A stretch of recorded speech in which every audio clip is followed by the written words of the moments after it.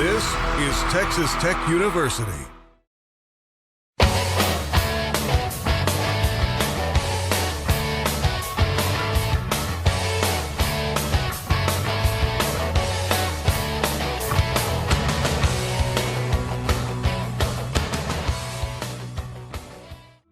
Tonight on 24 Frames, we sit down with the team behind Good Girls Don't Tell, a documentary that focuses on sexual assault on college campuses. We find out what led the Lubbock Con crew to start their own convention. The Amarillo Steampunk Society tells us what it means to be steampunk, and Shakey Graves performs in the legendary Cactus Theater. 24 Frames starts right now.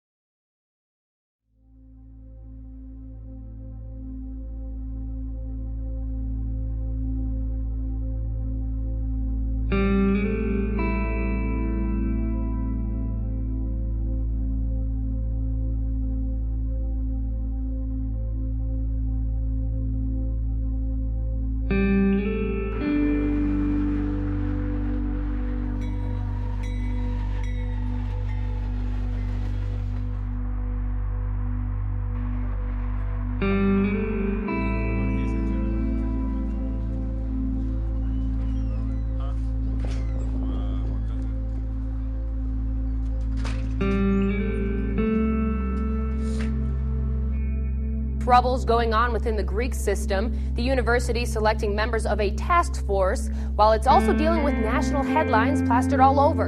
Some Texas Tech protesters saying no means no. You've got anger, soul, and more. Take it to the street.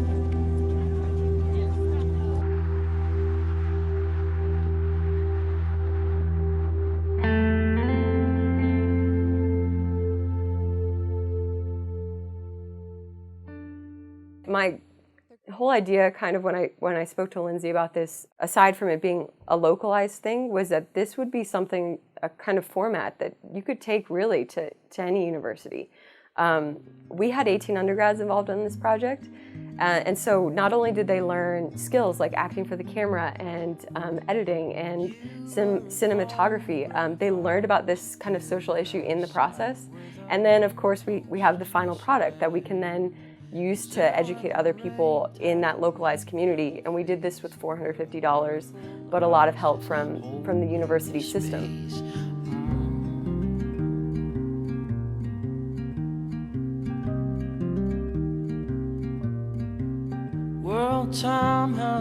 One of the things that the students kept reiterating was, we don't really care about the numbers. We don't care about the statistics, the 1 in 5, the 1 in 4, you know.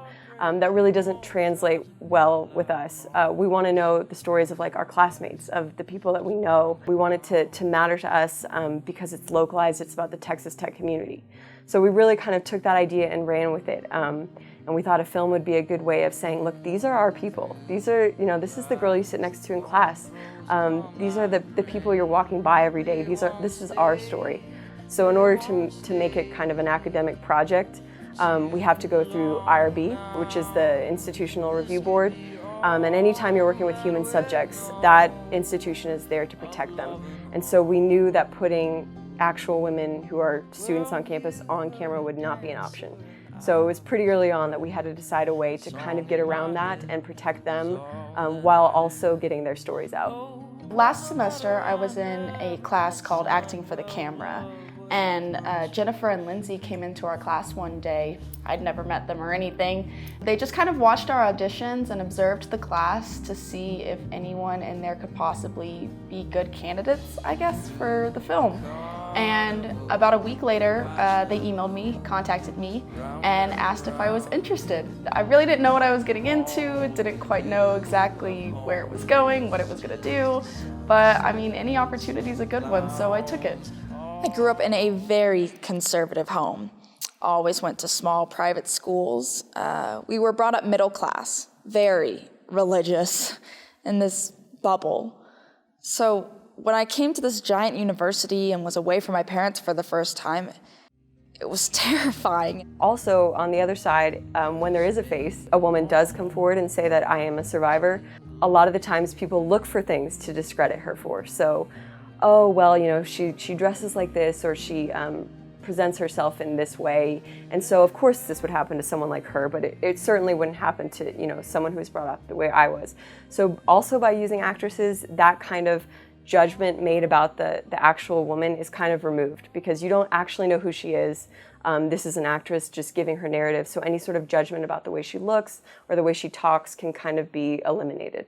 The subject matter, I was aware about the topic and everything. As far as on the scale of 0 to 10, how prepared I was or how deep, 0. Like I did not expect the stories to be that intense or that crucial. I remember thinking, that's intense. I've really only done like fictional stories, really. And so having to take into account that this is actually someone's words, someone went through this personally, my first thought was, how do I honor this? There was a lot of emotional weight. Like I said, going back to being an actor, a lot of times we try not to use a personal life, or we try not to take so much into our own, I guess, like I said, personal life, just so it doesn't affect us as much. So I tried to think of this, okay, this is a job, but at the same time, this is also very real, very serious on our campus. So trying to separate those was pretty hard, and it was so much emotional weight when I started actually doing it. I started to tear up a bit, and I started to hold back a bit, and then I started to shake sometimes. But with Jen being there to just calm me and say, it's okay, just breathe and continue through it, it started to get pretty heavy. I just cried. Even if it is fiction, you feel like you need to tell that story down to the T. But it being a real person and the subject matter and what it was going to be a documentary and, you know, to inform people, it was very important to like get the essence down and do what you had to do to portray their story in a truthful manner. And then there was also a part of me that said, I have to tell her story. So it doesn't really matter if I represent her well, I'm representing some woman well. There's a car with a cracked window shield.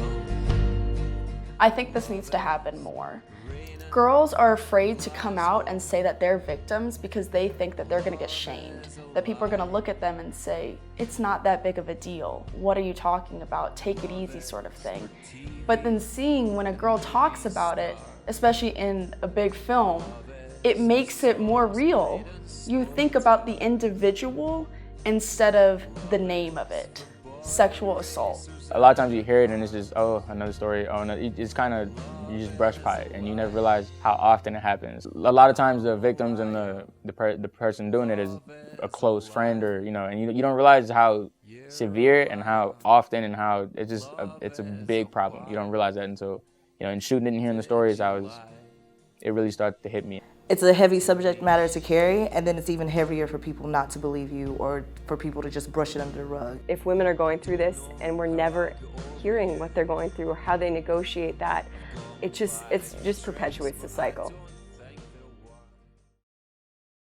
I was approached by Danae, who had asked why there wasn't an active convention community happening in Lubbock. So I kind of briefly explained that there once was, and that if she wanted a new one, that she could go for it.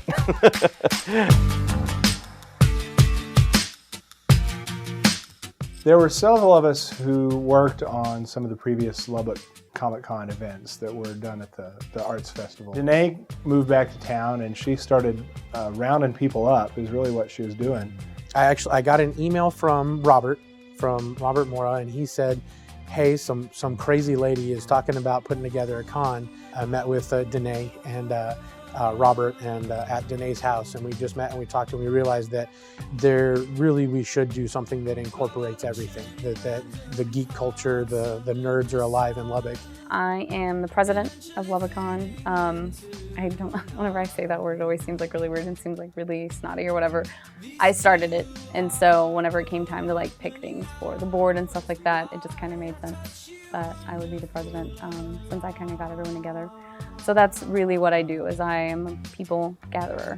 I'm the one who got everyone and picked the people, and I always talk about that very first meeting that we had was just the ultra mega nerds in town, just the upper echelon of nerds here in Lubbock. And so when it came time for us to actually form the nonprofit and everything, I was like, oh, I'll just do PR, like no big deal. And they're like, really? You're the president. I was like, cool, I don't know what that means.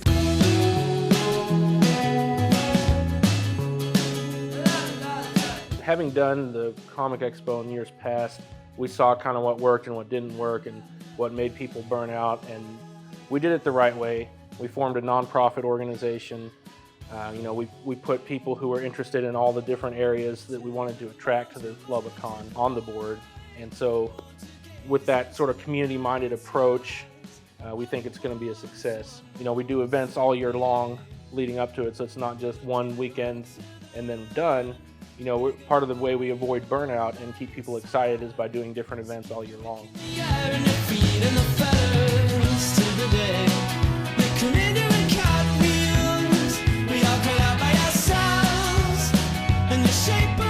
I've gotten involved with some of, there's a ladies' night at Star Comics, there's a Geek Girl brunch. So there's a lot of stuff also that I've gotten involved with just because of LubbockCon's branching out. And so it's really cool to find out that there's like all these little bubbles of communities, and if we pull together, then the resources are there to do something really big. I'm a fan, and everyone on the board is a fan. We're trying to look out for the fans here. We're trying to give them something, an experience that they would like because it's something that we would like. I see a lot of people talk about ideas and goals, but to actually see them work towards one, it's inspiring. So to see people who are willing to put their time and their energy towards something, then it seems to energize me. At the time, whenever I talked to Robert, I'd only been to 3 conventions, and I decided to start one. Literally just because there wasn't one, so why not? There wasn't any monetary gain, anything that I wanted from it other than to have that family here. Because the convention scene in other cities is very much community-based and family-based, and that's your tribe. And that was really my only motivation. I had no idea where it was gonna go. I thought the first convention was gonna be in my backyard, and it was gonna be 10 people, and we were gonna watch Star Wars. I had no idea that anything would come of it. And it just grew from that first meeting with Robert when I was like, hey, let's start. When he was like, yeah, okay. Like, he was just like, sure, you can do it. Yeah, like, that's great. And unfortunately for him, I guess, I don't give up. I don't stop. I don't just like, maybe we should do it. I kept being like, hey, let's have meetings. Hey, let's hang out. Hey, let's do planning stuff. And from 5 guys in my living room to now, where we're completely sold out of booths months before the show, I had no idea. Steampunk is Victorian era science fiction at its base. That's just the core.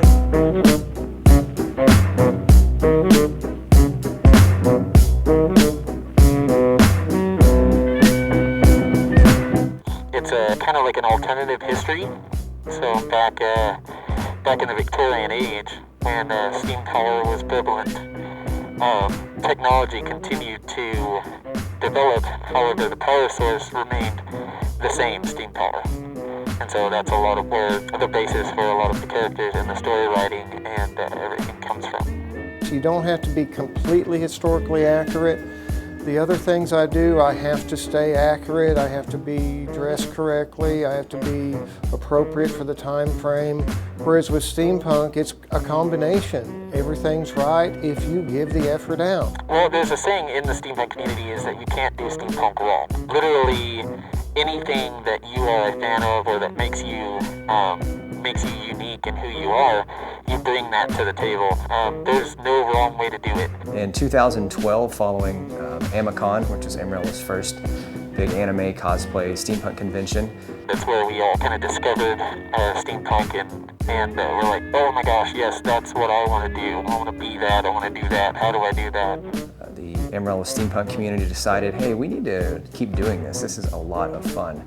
And so we started meeting on a monthly basis at the Amarillo Public Libraries. And honestly, we had started meeting before Amicon with an event I did in October of 2011 called the Steampumpkin Ball. And it was a Halloween-themed event at the Amarillo Public Library. And we hoped to bring in maybe 50 teenagers, because getting 50 teens to come to a library on their own on a Saturday night was a big deal. And so we cut out lots of gears and shiny bits and made props and sets, steampunked Nerf guns to do duels, learned the proper etiquette of dueling, and then hoped that someone would show up.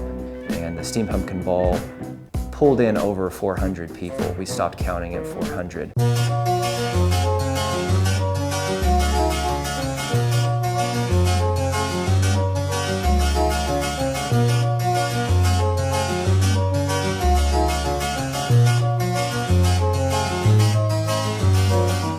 To build your costumes and stuff, we are big on refurbish, recycle, reuse, rebuild.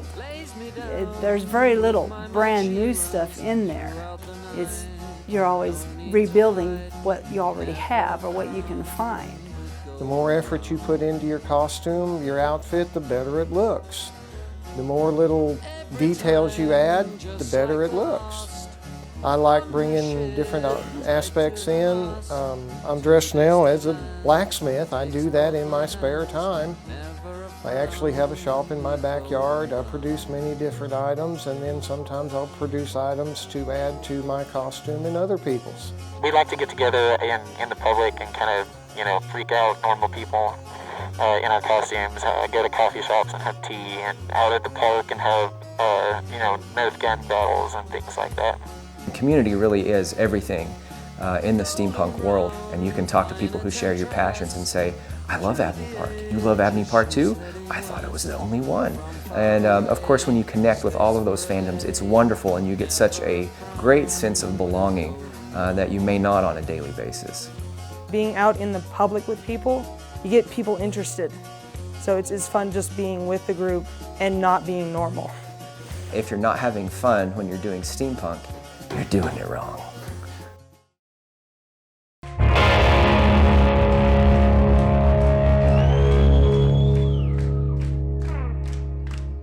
I grew up in a pretty wholeheartedly artistic family, I suppose. So music was definitely involved. My parents had a band in the 80s. It was a very 80s sounding band, and my mother plays beautiful music, and my father does too.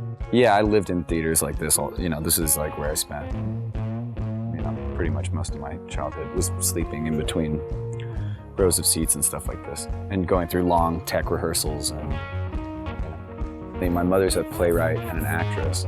My father's like a set and light designer and was a stage manager of a big theater for a long time. So it was a lot more on performing arts scale.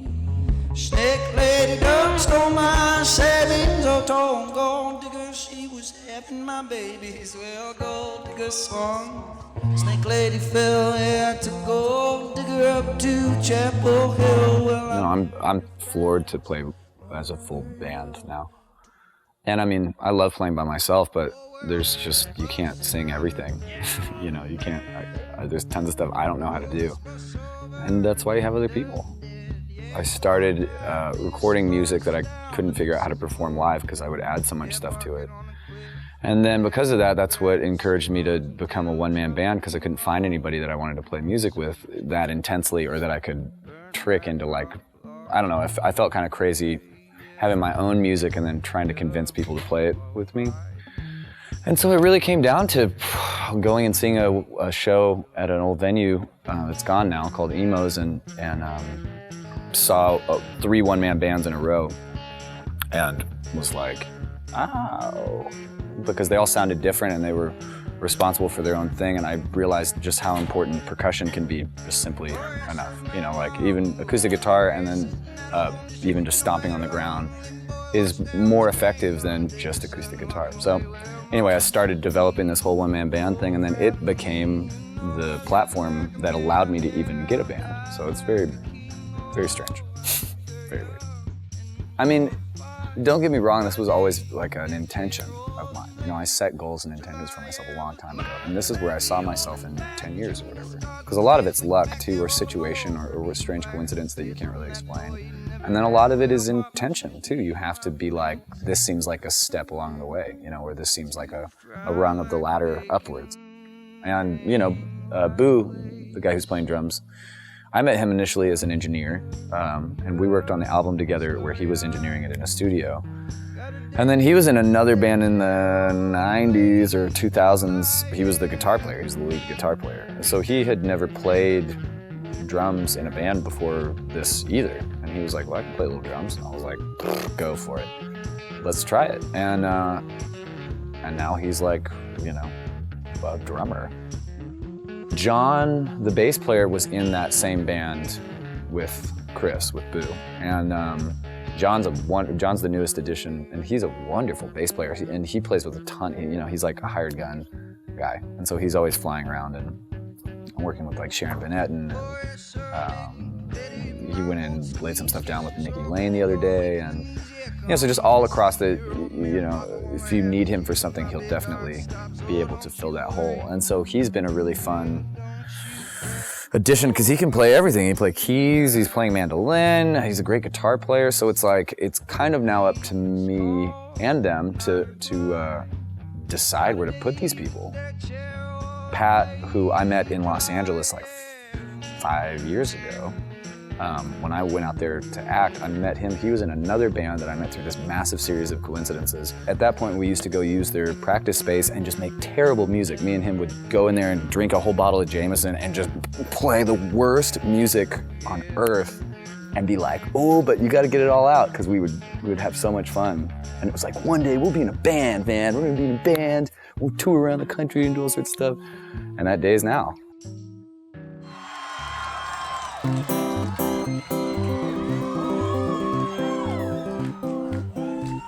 If you know it, sing it along.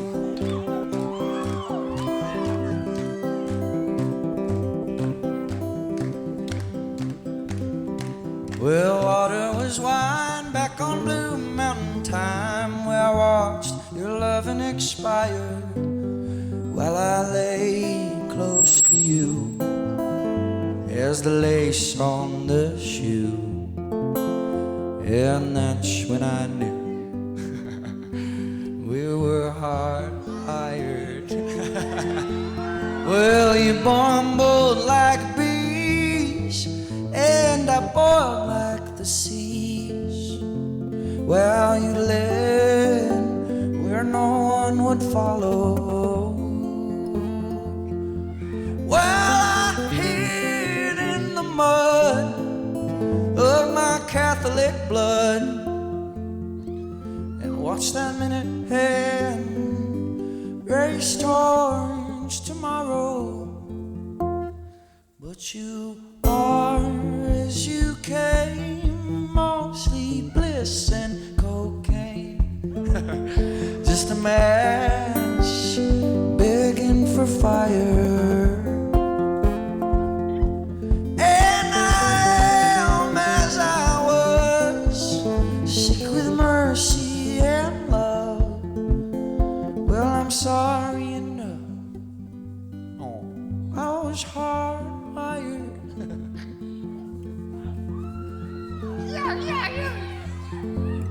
Sure go sit by the still. Oh, drink up your fill. Tell all of them people your problem. Well, those friends were so true when you were 22.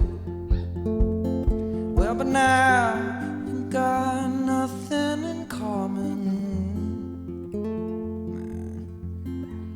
It's true sometimes though. 'Cause they yours, they came mostly bliss and cocaine. Just a match